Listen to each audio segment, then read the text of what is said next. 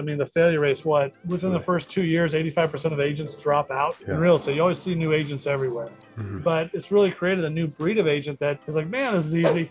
Agent B, how do you handle multiple offers in real estate? As a listing agent, man, I mean, that's a great question, especially in this market, because there's so much going on and so much activity. I mean, I think number one, you got to be prepared for multiple offers. And you have to set expectations with your seller, number one. What should be or could be coming in. The multiple offers are going to be coming in. We're putting the house on the market on a Thursday. We're showing the house Saturday, Sunday. Let's decide to start looking at offers Tuesday, Wednesday. And then I put together a spreadsheet that has all the agents' names on them that put the offers in, their offer price, and all the details about each of their offers. So I can present that to my seller at the end of each day. So they can kind of see what's coming in. So they understand what's happening. From there, I mean, really, then it comes down to how are we going to counter offer? Remember, I have a fiduciary duty to the seller. So even if I have a buyer in the game as well, it's still my duty to get the most I can for that seller without telling them anything about my buyer or any of the other buyers. You know, if an agent calls and says, man, my client will go to this, I mean, dream agent right there. You never want to tell somebody what your client will do, you know what I mean? Because it's like, okay, great, we'll go to that. I mean, we have offers at 700,000, but your client will go to 750. Hey, let me go back to my client and see if we'll take 750. So you never want to do that on the buyer side, but on the seller side, you know, we definitely want to be organized, be prepared for that. The offers come in, you know, unless your seller specifically told you, hey, look, I'm just going to take the highest offer that comes in. And if they do, you should let all the other agents know that this is your only chance. Best and final, one shot at it. Because a lot of agents won't tell people that. And then next thing you know, your offer's not accepted. And you're like, well, I didn't get a counter offer. It's like, oh no, we're just looking for best offers. Well, why didn't you say that? We're trying to put our best forward right away, but you never know. I always tell people, you never know until I put a paper in front of my client what they're going to do. So if you come back to me with a counter offer, at least give me a shot at coming back to them with something, you know, and see what we can do with it. But I always send out multiple counter offers. You know, I talk to my clients about it. I tell them the best thing for them is let me work a little bit. Don't let me just sit back and take the highest offer and move on. Let me do some work here and try to, you know, get you a little more or get you better terms or different things. Let me do that for you. So, you know, we'll send out a multiple counter offer. It may ask for highest and best price, but then it might ask for you to reduce your contingency periods on your loan, your inspection, your appraisal. You know, it may ask you to state your terms or not ask for a home warranty. It may remove the termite inspection. It might, you know, all these different things. It's going to state what title and escrow company we're using, all those type of things. But I always like to send it out to give everybody one more shot at it, or at least the top people. I might tell them, you know, hey, we're going to take the top 4 offers. We're going to counter them.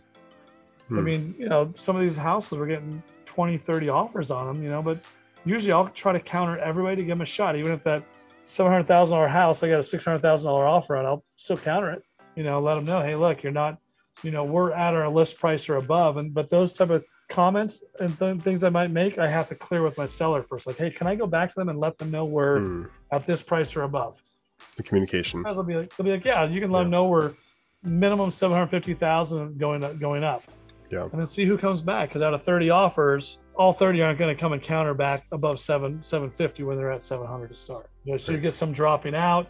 You know, so it's handling those offers. And then once you get your best from there, then I usually start calling the lenders to see who's legit. My lender cross-qualify people if I don't think they're any good, you know, or if I think maybe they're shaky, you know, because, you know, we talk about, you know, down payment amount, you know, someone might put 30% down, someone might put 5% down. Well, at the end of the day, if the offer is $750,000, what does it matter what they're putting down? It matters, can they close? Because it's the same exact money the seller's going to have in their hand at the end of it. So the down payment amount does not always mean the strongest offer, you know, or a cash offer may not always be the best offer either. So it's who's going to close on the house is the most important thing. So I've had clients who take an offer with a 3 or a 5% down over someone who had 50% down because that person we knew could close. I knew the lender, I knew the agent, I knew they'd get it done. The agent or the lender on the other one, I knew that lender, and I knew I had issues with that lender in the past, and maybe they couldn't get it done. And so, you know, I had to let my client know those things. And so we took a different offer, maybe with less down or even less money I've had before my client's taken a lower offer, you know, because maybe the terms were better or we know they could close over the higher offer. I had one recently we closed on mid to high 8s and someone wrote an offer over 900,000, but they didn't take that offer over 900,000 because it sounded like too good to be true type of thing, you know? So it's not always Because you will have agents that are telling their clients, just offer as much as possible because we always have the appraisal to protect us. So that's a big term out there now. You always have the appraisal to protect you. Okay, so you get the appraisal appraises at 820 and you offered 910. Oh, well, now we got to negotiate with the seller. Well, no, maybe the seller's not going to want to negotiate with you. Let's move on to somebody else. And then you can lose your deposit. Is that? Well, you only lose your deposit if you remove that contingency. So without that, your deposit's going to come back to you. But you do have people that are doing those things, and you got to kind of, as an agent, you really have to do your job. You can't just take all these offers in, accept the highest one, and this had 30% down. It was our highest price, and they're going to remove the contingencies. This one's good. It's not always the case. You've got to do some work there. And I think this market over the last year has really created kind of a new breed of agent. And there's a lot of new agents coming into the business. There always are, because the failure rate's within the first 2 years, 85% of agents drop out. Yeah. So you always have new agents. The turnover is like crazy in real estate. You always see new agents everywhere. But it's really created a new breed of agent that is like, man, this is easy. Let's just do this and just do this and blah, blah, blah. And, okay, great.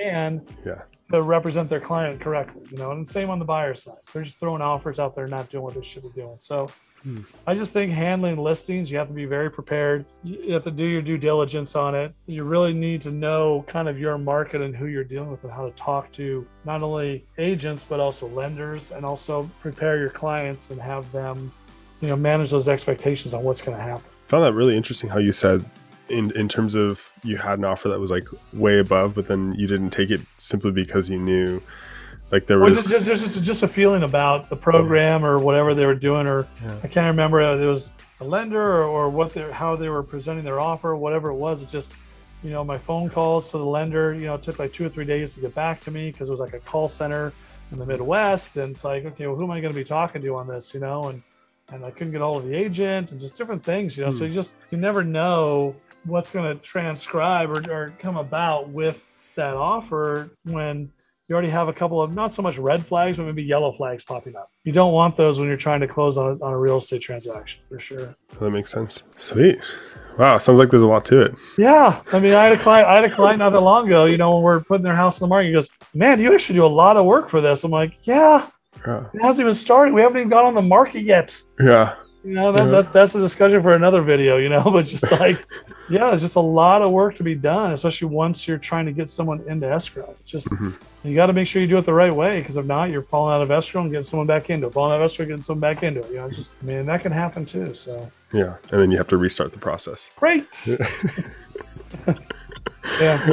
Oh, cool. Well, that's really insightful stuff. Yeah. Any questions you have, leave them in the comments below. That'd be great. I can answer them for you, or DM me. That's at right. Agent B Realtor, somewhere around here.